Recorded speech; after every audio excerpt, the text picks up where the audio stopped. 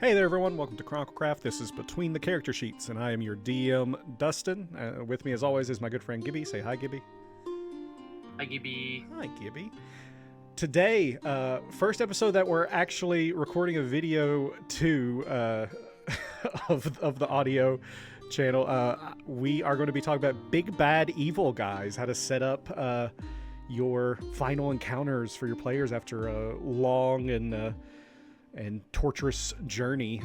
So for my character, I'm Asmodeus, drawn by a good friend of mine for a D&D campaign. And who are you in your image there, Gibby? This is my holy paladin of the Blazing Star, drawn by the one and only Berdranar. Shout out to Berdranar on Twitter. He's fantastic. He also does all of the character art, I believe, for the World of Io. Fantastic show as well, but he is a fantastic artist, so props to him. The person who drew mine's name is Elizabeth, and if I can find a good source for her work, I'll post it under the description of this video. But if you would like to watch it, go to Chroniclecraft on YouTube, and we'll start having these up on there as well with just some characters on there that we can be as in different fantasy bar settings. Yeah. But for tonight's show, Big Bad Evil Guys. I'm really excited because we've been talking about doing this for a little bit now, about how to I think this is going to end up definitely being a multi-part episode, kind of like our great spell debate, because we're going to get sidetracked. I know how we operate now, but we're going to talk about how to set up a big bad evil guy through, the story and through the whole campaign, how to seed those fears of this character throughout the entire time, how to have them be threatening to your players. I mean, a lot of campaigns, the players are almost demigods very, very quickly, and usually kind of run amok of most of your plans. So we'll talk about ways to make sure that your players can't ruin too many of your big bad evil guys plans, keeping them on their toes and stuff like that throughout of it. And then also get into the actual fight, how to make mechanics that give a bunch of gravity to a fight, that maybe if your players are really good and know what they're doing and breeze through every combat you give them without anyone dropping, or you don't have any deaths or anything throughout the whole campaign, how to make this one feel special. So I think the best place to start would probably be introductions to Big Bad Evil Guys.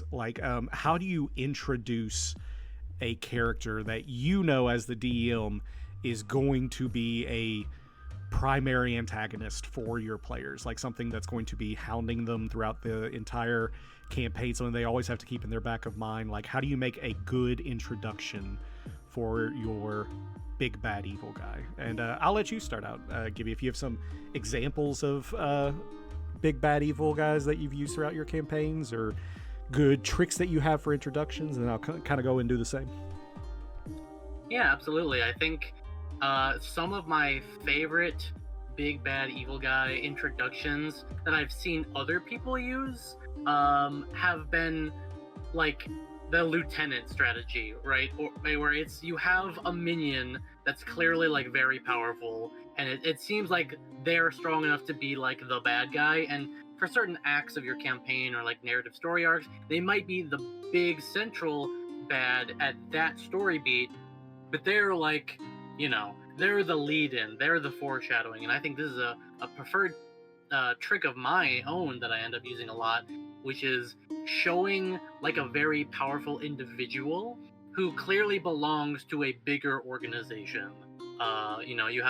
It's a very easy thing to do. You have devils or demons attacking a town who are pretty strong, but ultimately defeated by the players. And they're who were those guys a part of, or how did they get here? Leading down the rabbit hole of the evil mastermind, or the crazy wizard, or the undead lich that's behind it all, right? Showing kind of the progression of giving the players something that's they're able to fight on their level, but showing that the sort of stages and evolution of the power scaling narratively. Yeah, I'd agree with that. I think having your boss character grow with your players but being a step ahead of them. I mean, as DM, we have that view of the forest and not the individual trees, you know, so we can know like down the line they need to be hitting different milestones before our players do to seem like either step ahead of them or prepared for their actions or stuff like that. Personally, one of my favorite big bad evil guys in one of my campaigns, the Sign of the King, which is the precursor to Heart of the Queen that is currently on YouTube on Chroniclecraft, Damian Murick, who I introduced in like session 1 because he was the one that initially gave them the quest. Like he was the leader of a major city, Port Damali in Wildmount. He was the leader of like the governor of that city and also the leader of like their rogues network effectively. But they didn't know that at the time. But he like assigned out this big like, hey, if you go to this area, kill this person, you get that land. And so my players knew him from the gate. Like the first person who spoke in the campaign was my big bad evil guy. But as time went on, like my players kind of found out more and more about like how he was really screwing them. Like he had a plant with them from like session 3 that they had for a year and a half, and it was this little bard that they just met like on a road, and they didn't have any reason not to trust her, so she's like, yeah, I'll be the treasurer for y'all's country, let's go. And ended up being a plant by him at the very beginning, so he's had like direct access into all of their personal meetings in their keep and all of their financial structure. She'd been like skimming money from the government and everything for years and years and stuff.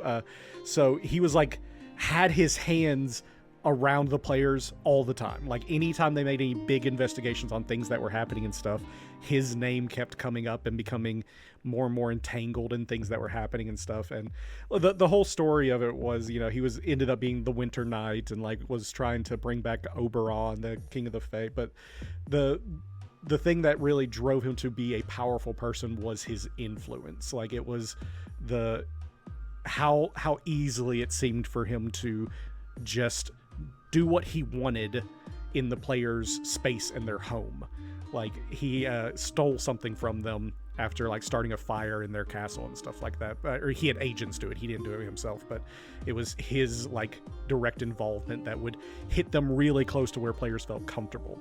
And that's one of my favorite ways to introduce a big bad evil guy is session 1. You hear something about some rumor or something about. I think in your all's campaign in Astral Odyssey, that very first day on Lumar, Captain Crow said something about the sorcerer that controls the Black Sea. Like there's just some seed out there somewhere of this person's dangerous or this person is in control of something.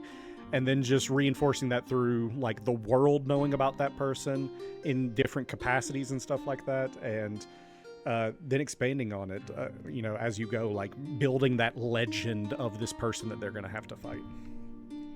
Yeah, I would agree for sure. That's definitely having the big bad being known from the get-go is definitely really good to have that sort of world building and reinforcement. Personally, I wouldn't call it like a twist, because there are ways to do like twist big bad evil guys or like twist villains, but mine is more so like I like to start off being like, hey, we know that something's going on and we know that there are problems like all around us, but, like being shown that you have like, you know, a lot of smaller problems that are fairly easily dealt with. There's like no existential threat immediately.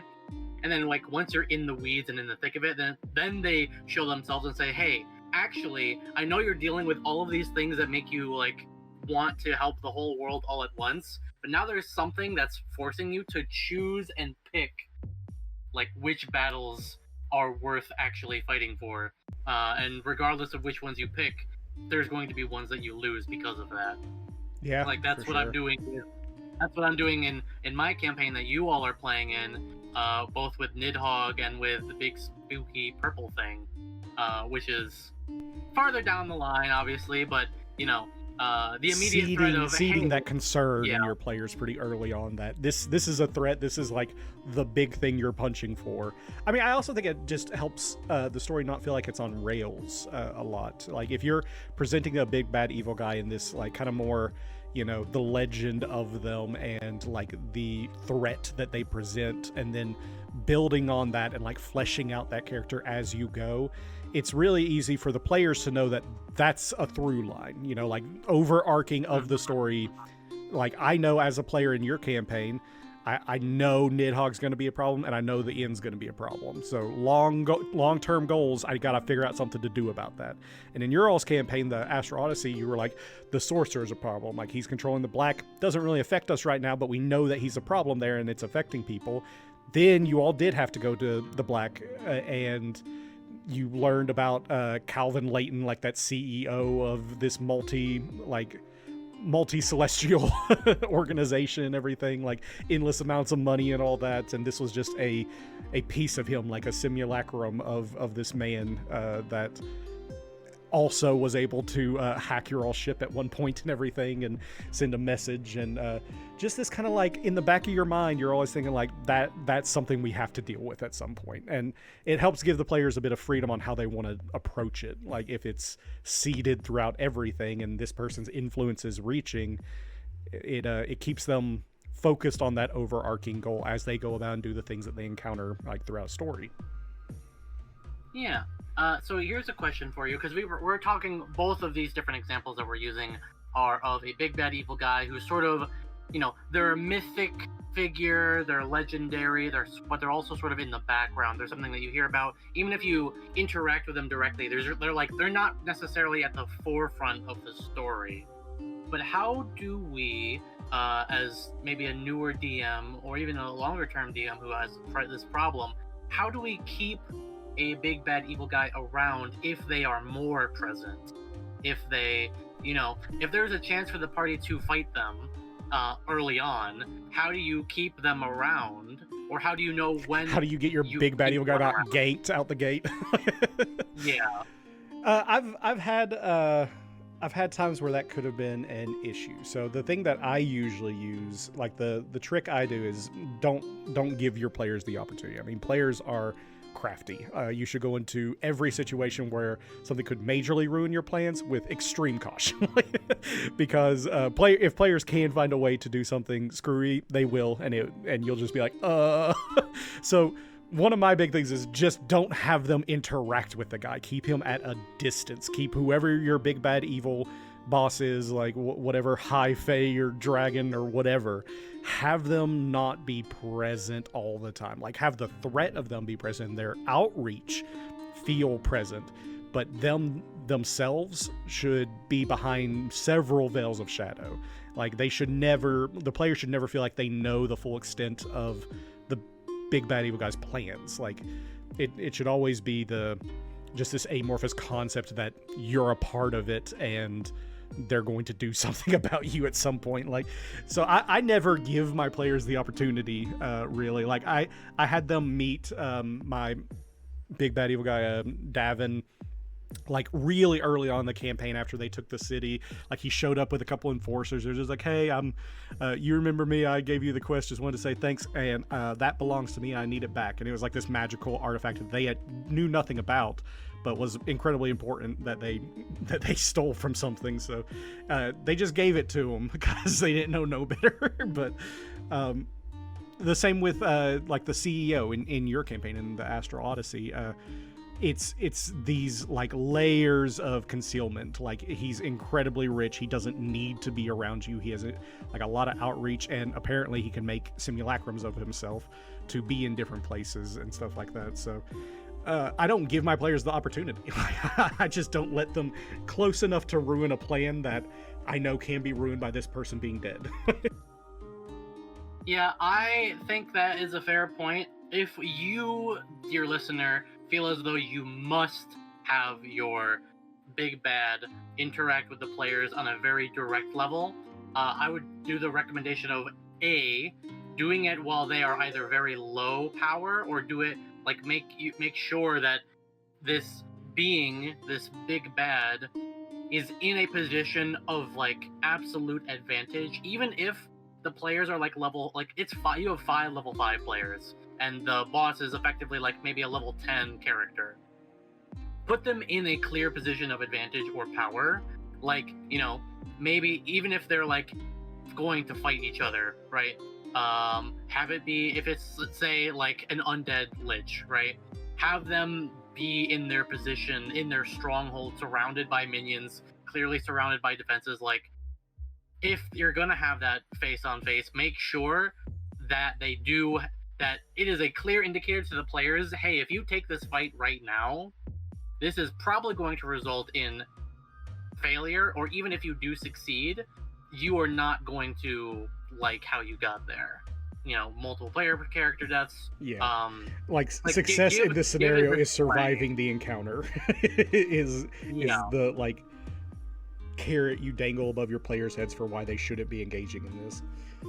Yeah, I mean, I did that recently. I mean, I did that with with those two like fiendish people with darkness, and then the one big skeleton guy who's described as, hey, he like insta-killed a dozen people, and if you see him, run the fuck away. Yeah. Like that being described multiple times, giving like both in and out of character me as the DM saying, hey, I've made this stat block that is like, if you fight this is not going to be a fight that you win. This is a fight that you survive if you can. This is a one-turn combat where whatever they're about to cast is going to kill you all. Yeah. You have to get that plan done now if you're wanting to do something. Yeah. And that's not to say like making characters that are out to kill players or like forcefully trying to kill players, but it's trying to give this level of tension of like, hey, there are some threats that you can face right now, and there are some threats you cannot.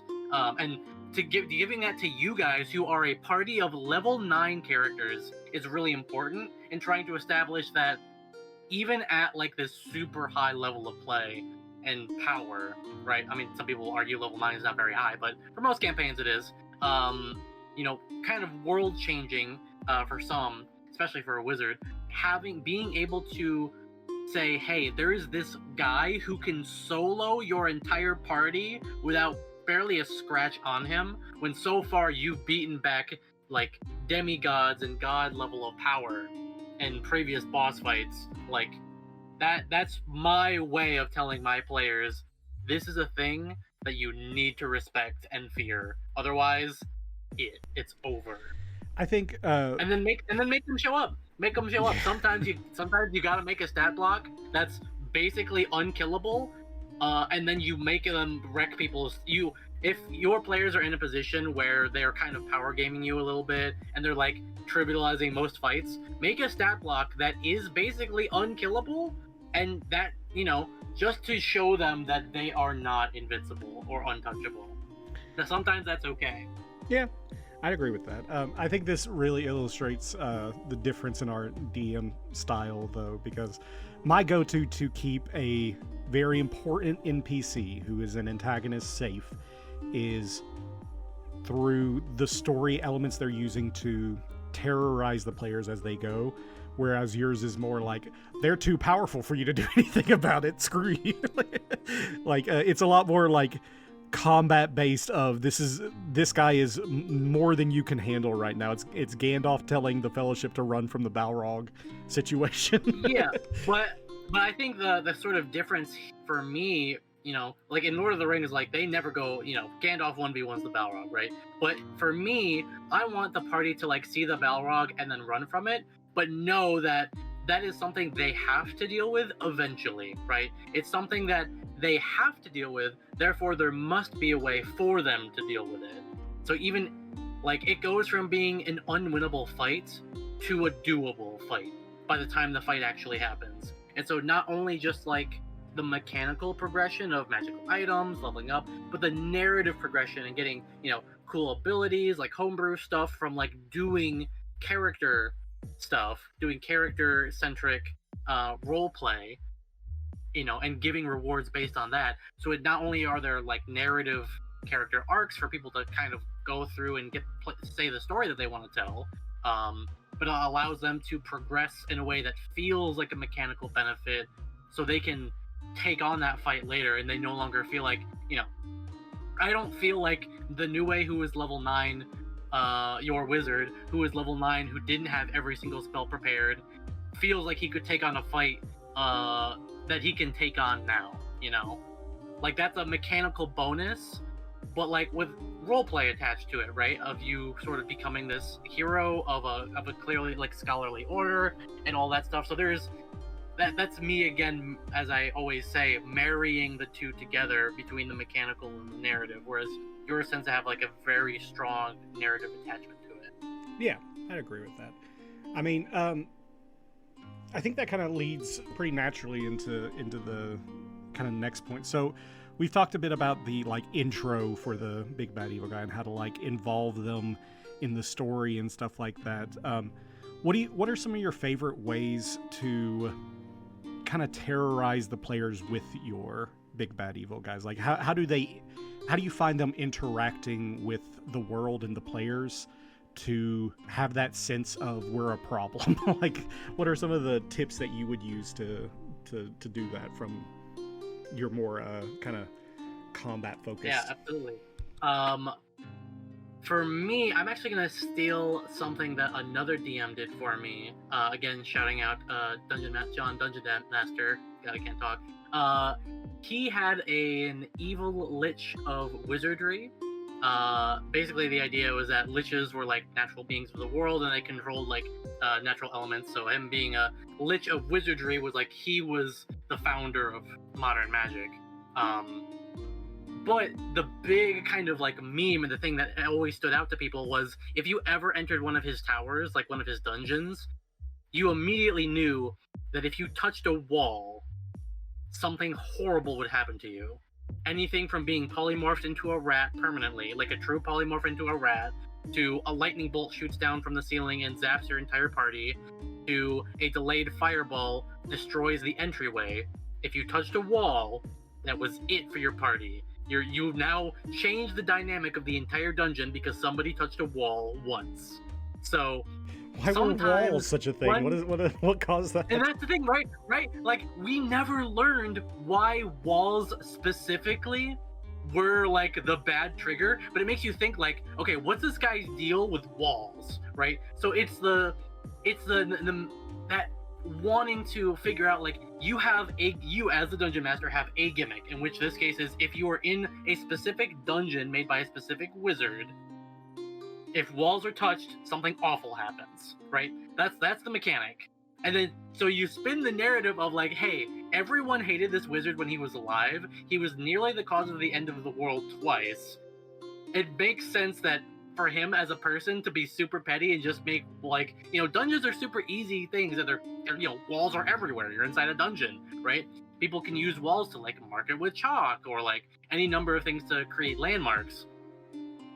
So it's this funny thing of you take a gimmick of something that's super common and you make it more difficult to deal with. And so now people are like associating that one thing with that person of like, hey, this guy always fucks with walls, or this guy always, I could imagine if you like go through a dungeon and there's like the crazy like necromancy wizard, but it's not like undead or skeletons or anything. No, sure. Every single object in the dungeon is a mimic. You touch a door, it's a mimic. You touch a chest, it's a mimic. You touch a table, you sit down on a table for a short rest, it's a mimic, right? Like that's a gimmick, but yeah. You have the one gimmick and suddenly it becomes way more memorable. And like now you're afraid, now your players are afraid every single time they go into a dungeon. Is everything in this dungeon a mimic? You put a chair in the center of the room and people stop. You laugh, the chair laughs, you kill the chair. Yeah, exactly. Everyone has a good time. I like with that, ominous omen we had last week, I just put like the tip of an obelisk. It's a black obelisk sticking out of the sand, and you guys spent like 45 minutes trying to debate what to do, if anything, about this obelisk. And it ended up being useful because we learned a lot about it because Nue's a good wizard. Right. Sometimes you as a dungeon master, your gimmick is as the simplest thing that you can do. A singular object in an open space or a singular object in a really tight space is all you need to cause panic and intrigue. Well, I think something else that you do in particular that I really like is you have like a lot of your big bad evil guys have a specific like taint to the magic of the world. Like the end, I imagine, is like the actual big bad evil guy of the campaign. Nidhogg is trying to get death, whatever. But I think Nidhogg's the big one, and him, or the end is the big one, and him having that purple fire. Like that is the moniker that I know is this like broken entity that we're gonna have to fight at some point, effectively. Like, so every time I see that moniker of that type of magic, I pay more attention and start associating it with that big bad evil guy down the line. Exactly. I do that a lot. I mean, that's kind of my signature of like, hey, this thing is tied to another thing that you already know is either really good or really bad. So like, you know, there's a black mist, or when something dies, it dissipates into like a dark mist or like ash. Like that's my signal of like, hey, this is like a shadow creature, right? Or it's like it's cursed by shadow. It's like it begins to like melt or disintegrate and turn into this blacky mist. You know, I have other things that everything has a golden like serpentine like eye, right? Or like you mentioned the purple flame, or just this kind of like this dark purple energy, right? The moniker of something showing like this is part of a faction that you're aware is a big deal, right? If I didn't make a point of it, it wouldn't be important. So me making a point of one fairly small detail shows that it has a connection to something that is dangerous. Sure. Yeah, I think that's really really effective for big bad evil guys to have that like moniker. If they're not directly interacting, you see them having an effect still. And I do something similar. So answering my own question, what I like to do to kind of give that threat is I let my players' imaginations do a lot of that for me. Like for your all's campaign in the Astro Odyssey, like Calvin, like his simulacrum wasn't a huge threat to you all or anything, but like 3 weeks after you'd been on the ship, he messages and is like, hey, you've got my thing. I'm gonna get it. and then I like with just a couple investigation checks, you all learn like there's cameras all aboard the ship, and whatever this like command override he had of what used to be his old ship, let him see those. So I don't give like information about anything you all would have discussed or anything that he'd know. You all just know as players he was watching you, and like that's scary for a lot of players. And like, oh, what did I say? Like, did I let go any plans? Did I like mention anything I shouldn't have? Like, and I do that with a lot of my big bad evil guys, where it's not really they're not like presenting themselves as an active threat.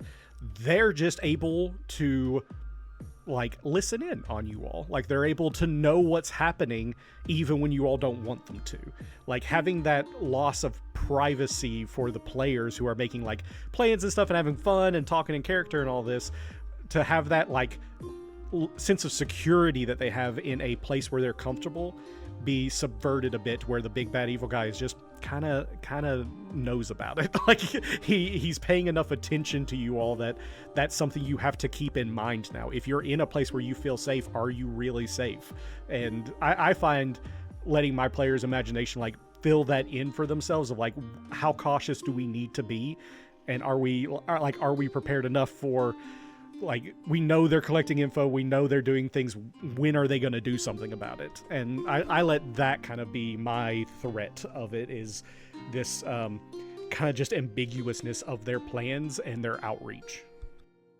Well, that really works on the psychology of your players, right? I mean, I couldn't tell you who says it or like what part of psychology it's about, but I'm almost certain there's like an aspect of imagination that, you know, couples with fear really, really well, right? Because you don't know what you don't know.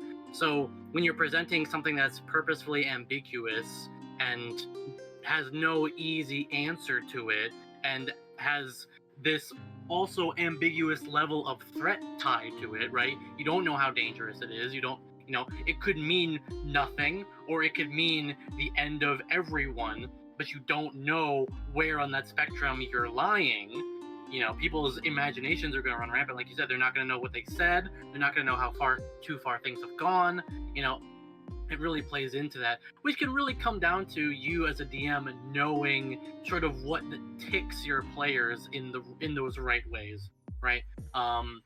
Some players are very like focused, and they're like, oh, if there's not something like right in front of me, it's like not a problem. Whereas other players are like, Yeah. thinking super far into the future, and like if you give them like any hint or foreshadowing, they're immediately terrified of like anything that could, we talked about that moniker a little bit ago. Like if you show some players that moniker, and then they just start questioning if every single NPC or every single creature they come across that now have that moniker. Shout out to Detect Poison and Disease and Detect Magic. Yeah, fair. I mean, it's an incredibly effective tool. I think like one of my favorite like moments in D&D, my players were having a super serious conversation. They were at their war room. They were at a map. They're like, these like sigils are activating. This stuff is happening. And one of my players just during the conversation, as they were like laying out the plan for what they were doing, said, "I'm just going to cast Detect Magic real quick." And they found a scry spell sensor up in the corner of the room, and I could hear a pin drop. Everyone got so quiet, and the person that cast like Detect Magic was like Dispel Magic like instantly. Like they got it out of there as quickly as they could, but the gravity that all of that had been overheard by someone and they didn't know who was palpable in my players. Yeah. And I mean, I think it. Sorry, go ahead. Yeah, sorry. I was just going to say, I think I love something similar to that, like with the recent like Shadow Demons and everything like that, because I'm making things seem like a hive mind.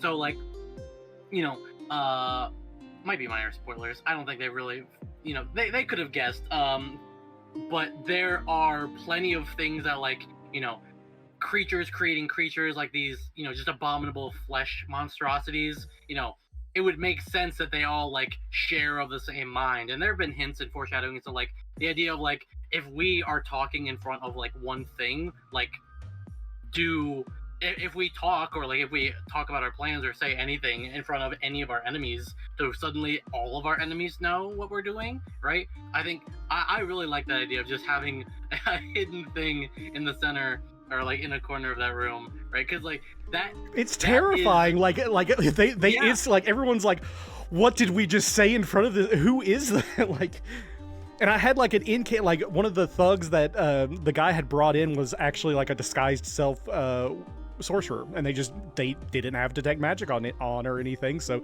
they didn't know, but he'd been in that room before, so he knew exactly where to cast the spell and everything. And like I really like that as a tool to give your big bad evil guy. I mean, because not only is it terrifying for your players, but you as a DM then now have an excuse for why your character knows this stuff. Like, like I hate like just being like I'm DM, so I just say he knows it. Like there needs to be a canon reason if you are taking steps to prevent it.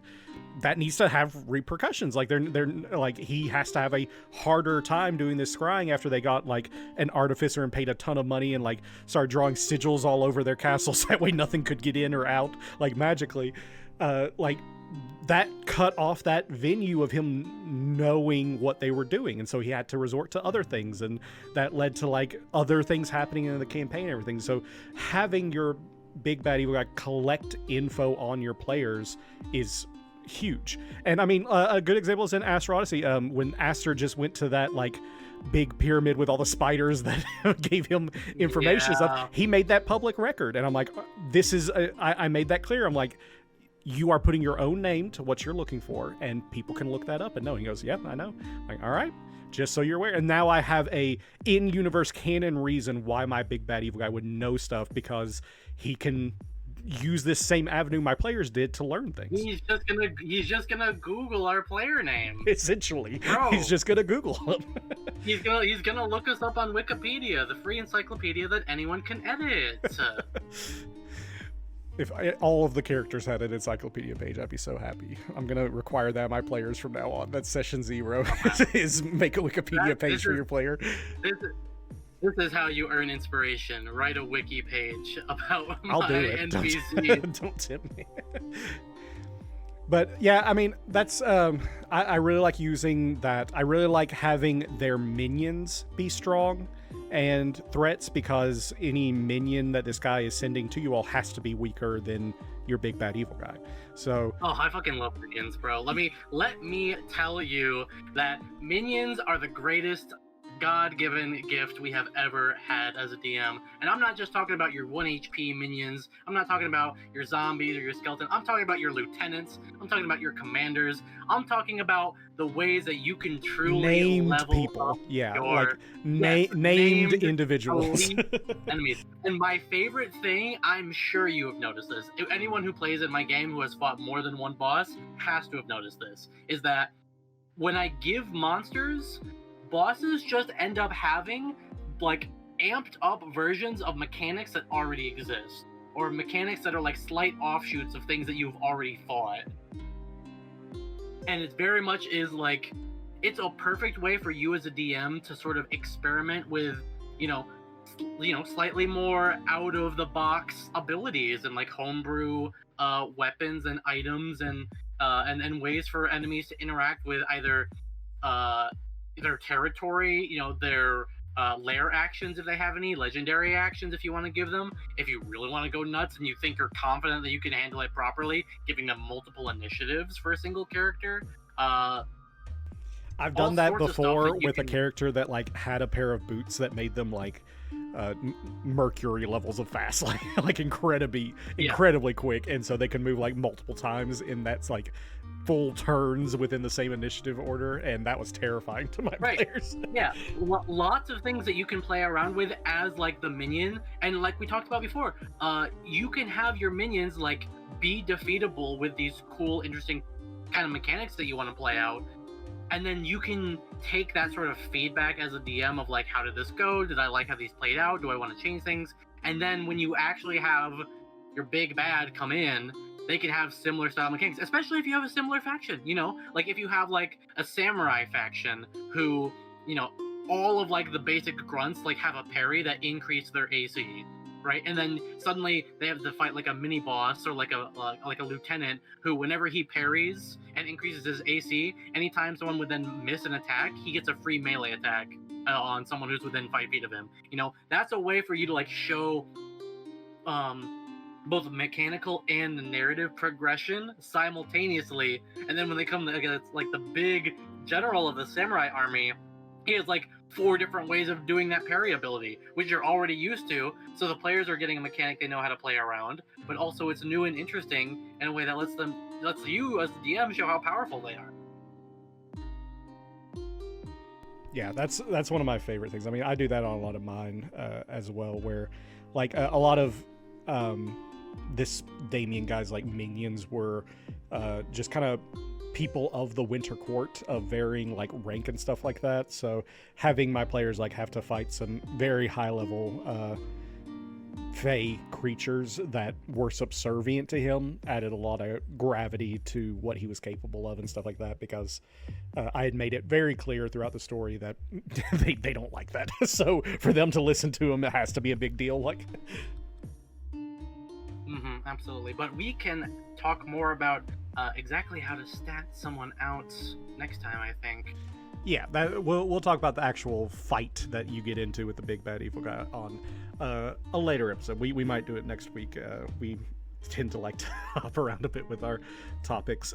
So the other thing I'd like to mention for this one specifically, like the narrative storytelling aspect of a big bad evil guy. I mean, we've kind of covered their intro, how to make them a threat, how to like get into your player's head with, and a lot of that stuff comes from learning your party. I mean, no 2 parties are going to be the same in how you can approach them and feel threatening to them. Like that one, it was all about. For my other campaign, it was all about like they are influencing the government you all are setting up. Like their hands are like, their actions are hurting the citizens that pledge allegiance to you and everything. That's why they're a threat. For your all's campaign, it's a lot more about this found family that you all have, like the members of the Soleil. Like if someone is threatened on the crew that you all have been with for, a 1.5 years now in real world time, like all the members of your crew and stuff like that. If one of them is threatened, that's a big deal to a lot of you. Like you all got into a fight within 10 minutes of Silverton because someone looked weird at one of your nurses. Like, so it's a different vibe for every party and everything. But the final part, like the end of this is, you've made this person a threat. You've set up the big fight. We've gone through the fight. How do you kind of make the stakes of them killing this person feel like it matters. I think the simplest way is that they, like any antagonist, have to be a direct obstacle to whatever it is the players are trying to achieve beyond themselves existing. And what I mean by that is, if the player's goal, let's say these players own like their own land and they're ruling over their own keep, what they want is to get access to a gold mine that is technically inside of their territory, but it's also disputed territory. Maybe there's another keep that they, sort of have an argument with, or have this sort of civil disruption with. And the big bad evil guy is, king of the entire kingdom. So you have these two fiefdoms that are going against each other. One belongs to the players, one belongs to, another faction. That the players cannot get that gold mine without like direct approval of the king, or like total conquest of that land. Both options are exceedingly difficult, and so like they know if they do full conquest that the king is going to declare them as, like insurrectionists, and the king's army is going to come down on them. But if they try and go through the king, they know the king, who is very much against, this sort of political gerrymandering of like territorial dispute, is trying to keep peace in the kingdom and sees this as a disruption to that peace. So either way, the king is an obstacle. Even if the king isn't a bad guy, he is the bad guy, because he is the obstacle between what the players want and how they get there. But he is obviously doing his own things outside of simply being an obstacle, I think, is the important distinction. Yeah. He has to be, your bad guy has to be an obstacle that cannot be sidestepped around. But they also have to serve a purpose beyond simply being that obstacle. Yeah, I'd agree with that. I'd call that the resource allocation kind of ending, where there's a finite number of a resource or something that you are at direct conflict with this person for, and that can present in a lot of different ways. I really like the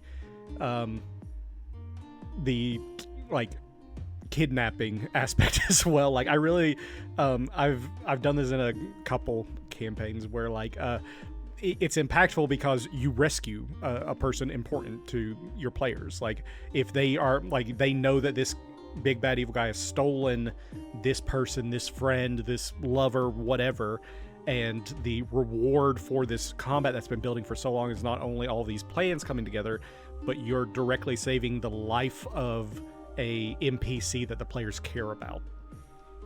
And I really like using that as a motivator to get into that final fight of like they've broken a line. Like they've been messing with you for a while now they're attacking someone close to you, and that seems to motivate people quite a bit. Yeah, they can suffer some level of torment, especially if it's not like hunkering them down too much or like slowing them down too much. But as soon as you cross that line of, hey, we've done something that you see as like, that's it, buddy, you've really messed up now, that's when the players are gonna gun for them. And I would agree, that's a good narrative moment. So like the resource allocation, the rescuing, like we'll call this the tower, the one where someone's been kidnapped and is in a tower, you gotta go kill the dragon.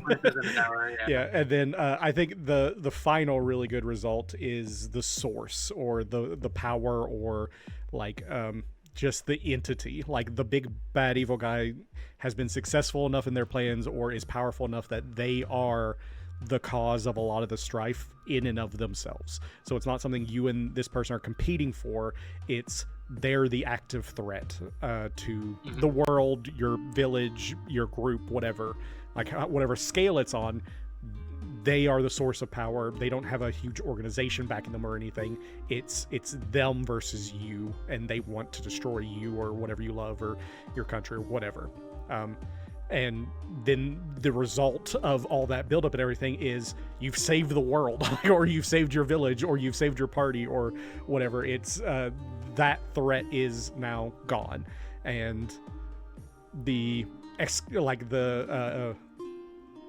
excitement from the players is from protecting things. Like, again, I think protecting or saving or rescuing is kind of at the core of a lot of D&D themes. Sure. Like, I definitely feel like I have a huge hero complex. Like, I want to be recognized as like having done a good job, having done a good thing, and like, yeah, I did that. I saved the village. I killed the monster. I defeated the demon lord and restored peace to the world. Like, there's huge satisfaction in knowing that you've done good for a community, even if it's like a fictional one, right? Like the sort of self-empowerment of like knowing that you are directly responsible for saving the world and not dooming it or reversing doom from happening. Like, that's just, it's hard to put into words exactly how good it can make a person feel, let alone on a group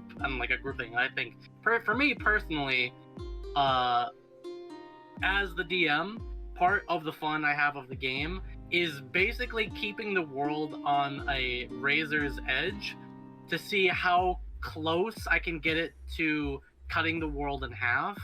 And the closer and closer I get to that edge, seeing how hard you are going to push, depending on how subtle the push is from me. Yeah.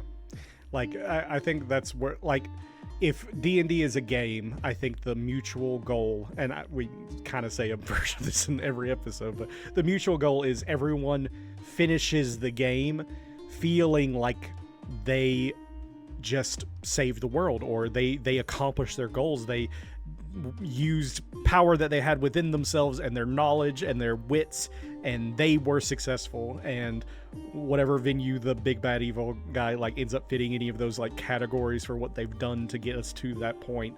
I think the goal of most D&D games is that final scene. It's like I picture the final ending screen of D&D being a statue of all of your heroes in like a courtyard of some place or something like that. Like, these heroes of legend that change the world in some way. Or, you know, it can even be smaller, that like maybe the end goal is the Sacrificium Soleil sails into the astral ocean, free from all this stuff holding them down, like no longer chased, the dregs of the society that they left in their wake burn, but that's okay because the crew is together, everyone survived, and we made it through. Like, Kai was okay, all this stuff. Like, maybe that's the good feeling thing you're kind of aiming for at the end, but I think that's the in-game screen that like all this stuff is kind of building towards, is you need to get as close to that edge as you can,